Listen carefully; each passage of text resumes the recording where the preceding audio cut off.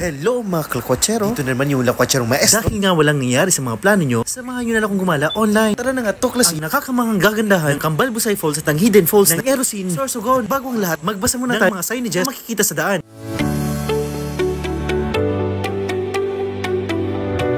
Diba nakarelate ka? Bago nga marating ang fall, kailangan mo muna magbilang ng hagdan, 2 hanggang 100. Yung pagbibilang ay hindi ko na namalaya. Sa'yo ako'y nahulog na ng lubusan. Sino ba naman ang hindi? Sa taglay mo ba namang kagandahan? Hindi ko nga ay napa-wow. Wow. Habang sa tubig mo ako'y nauuhaw. At naisip ko, Ikaw ang dapat na binabalik-balikan. Hindi yung mga manlolokong naiiwan. Uy, hindi ako manloloko ha. Defensive. Ako lang ang nasa video, pero hindi ako manloloko. Ako nga ang laging false eh. Parating nahuhulog. Ganito nga ang itsura ng Kambal Busay Hidden Falls. Ay, hindi na siya hidden. Dahil natagpuan na natin siya. Hello, last mo na yan? Ngayon nga, ay samahan nyo naman ako. Puntahan pa ang isang Hidden Falls. Hello? Daming hidden. Di ba yan yung asawa ni Vic Cabello? Walay.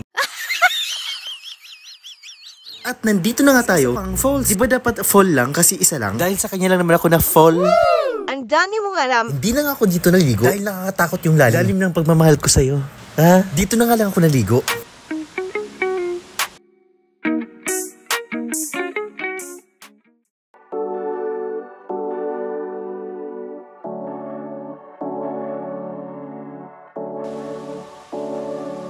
At hanggang dito na nga lang itong video. Maraming salamat. Ingat sila sa'yo.